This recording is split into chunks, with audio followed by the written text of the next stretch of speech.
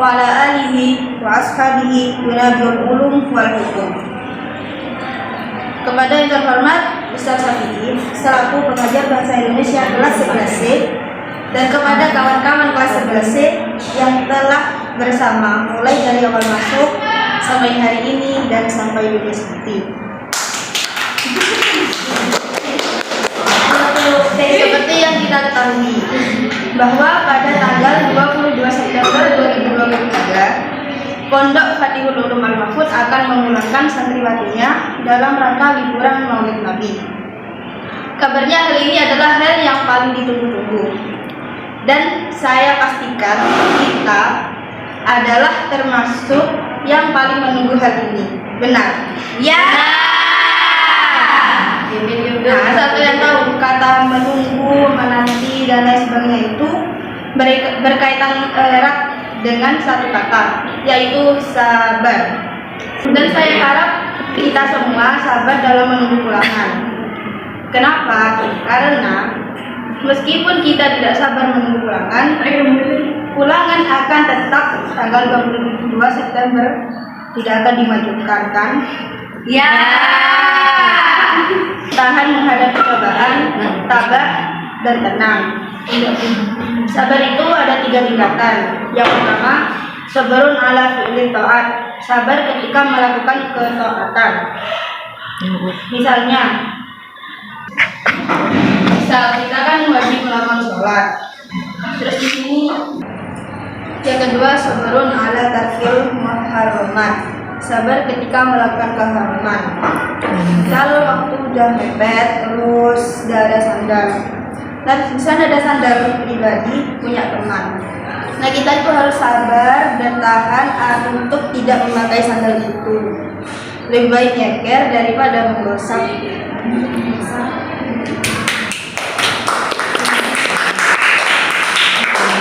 Ya, sabarun indah.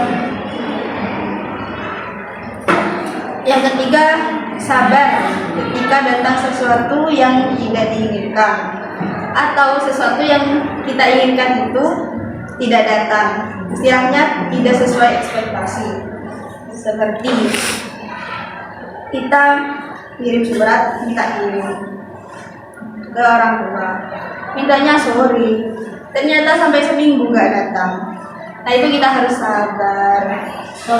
Nah, 3 tingkatan sabar itu masing-masing mempunyai perbedaan. 3 tingkatan sabar itu masing-masing mempunyai perbedaan derajat. Yang pertama, sabar ketika melakukan taat itu mendapatkan 300 derajat. Yang kedua, mendapatkan 600 derajat, dan yang ketiga mendapatkan 900 derajat.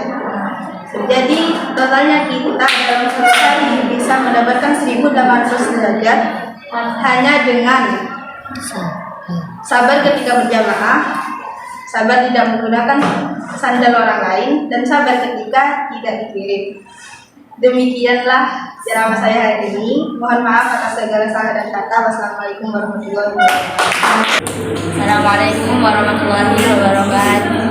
Waalaikumsalam warahmatullahi wabarakatuh. Alhamdulillahirabbil alamin. Ala tafaqquhin sholatan wa salaman qawli tiga ala ma'al. Yang terhormat kepada Ustaz Syafi'i selaku guru bahasa Indonesia di kelas 11B dan kepada teman-teman yang berbahagia pada pagi hari ini. Karena kabarnya pada pagi hari ini teman-teman semuanya? Baik. Capek. Tuh, ujian Mbak. Liburannya senang apa enggak? Enggak. Alhamdulillah. Kalian pas liburan beli apa enggak? Ya, beli. Banyak berarti dong yang beli. Kira-kira kalian ya banget. Kira-kira kalian menggunakan uang kalian itu dengan boros apa enggak? Boros itu baik apa enggak? Oke, berdirinya saya di sini akan menjelaskan tentang takdir. Tabdir itu boros. Tabdir itu membelanjakan harta tidak sesuai dengan hak atau tidak layak menurut ketentuan syariat. Kayak kemarin kita pulangan pasti kita kayak beli baju, beli kosmetik, beli sembarang pokoknya kan. Nah itu termasuk perbuatan boros. Beli gak apa-apa, tapi gak boleh banyak-banyak. Hah?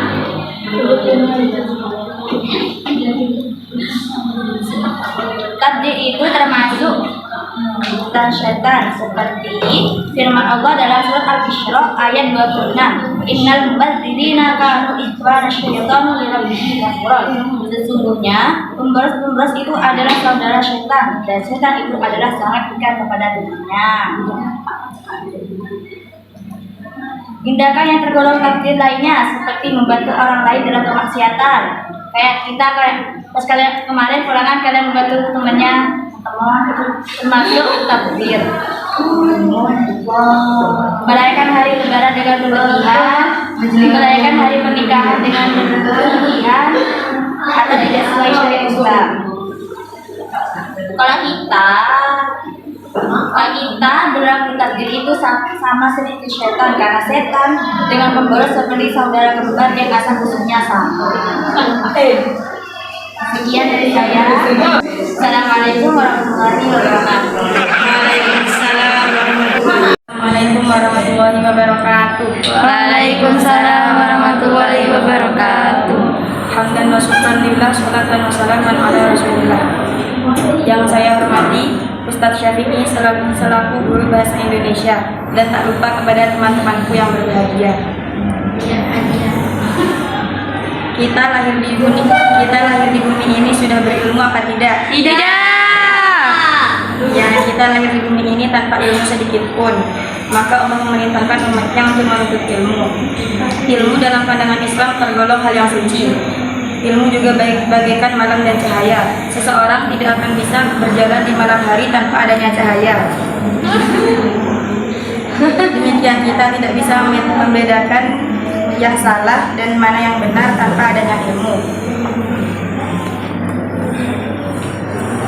Dalam hal ini Allah berfirman dalam surat Al-Alaq ayat 1-5. A'udzubillahi minasyaitonirrajim. Bismillahirrahmanirrahim. Iqra bismi rabbikal ladzi khalaq. Khalaqal insana min 'alaq. Iqra wa rabbukal akram. Alladzi 'allama bil qalam. 'Allamal insana ma lam ya'lam. Mana di balik ayat ini adalah Allah memerintah tidak akan maju apabila tingkat pendidikannya tidak berkualitas. Ya apa tidak? Iya.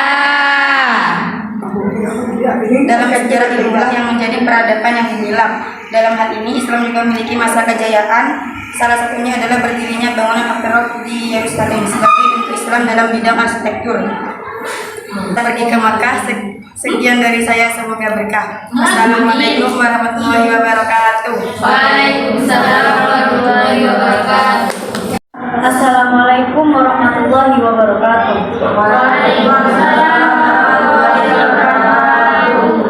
Segala puji bagi Allah yang telah memberikan rahmat kepada kita semua sehingga kita bisa berkumpul di kelas ini dengan sehat walafiat. Sholawat serta salam tidak lupa tercurah limpahkan kepada junjungan kita Nabi Muhammad SAW yang telah membawa kita dari zaman jahiliyah sampai zaman yang terang benderang, yaitu agama Islam. Berdirinya saya di sini, saya akan menyampaikan pidato yang berjudul Pemahaman Islam dalam Kehidupan. Dan tidak lupa yang saya hormati kepada Ustadz Syafi'i selaku pengajar bahasa Indonesia di kelas 11C, dan kepada ketua kelas yang saya hormati pula beserta teman-teman kelas 11C yang sangat saya cinta sayangi dan yang seperjuangan sampai lulus nanti. Ya. Teman-temanku yang cantik-cantik, ketika kita merenungi kehidupan ini, kita tak bisa lepas dari hakikat keberadaan dan peran kita sebagai hamba Allah. Islam mengajarkan kepada kita untuk senantiasa menjalin hubungan yang kuat dengan Sang Pencipta dalam keseharian maupun dalam setiap langkah kita. Sebagai umat Islam, kita memiliki tanggung jawab yang besar dalam menjaga akhlak. Islam mengajarkan tentang kejujuran, kesabaran, kasih sayang, dan sikap tolong-menolong. Kita diajak untuk menjadi insan yang bermanfaat bagi bangsa Indonesia dan bagi umat Islam, dengan memberikan contoh kebaikan dalam segala aspek kehidupan, tidak hanya dalam hal bermuamalah dengan sesama manusia, tetapi juga dalam hubungan kita dengan alam sekitar. Islam mengajarkan tentang pentingnya menjaga lingkungan, dan Islam juga mengajarkan kita dalam berakhlak dalam sehari-hari. Karena segala ciptaan Allah memiliki haknya masing-masing. Untuk teman-temanku yang cantik-cantik, dalam menjalani hidup, tantangan dan cobaan tidak akan pernah lepas dari hidup kita. Namun, Islam mengajarkan bahwa setiap cobaan yang kita alami itu adalah ujian dari Allah Subhanahu wa Ta'ala. Kita harus memperkuat iman dan tawakal dalam menghadapinya dengan menjalani hidup yang sesuai dengan ajaran Islam. Kita dapat mengatasi segala rintangan dengan penuh ketabahan.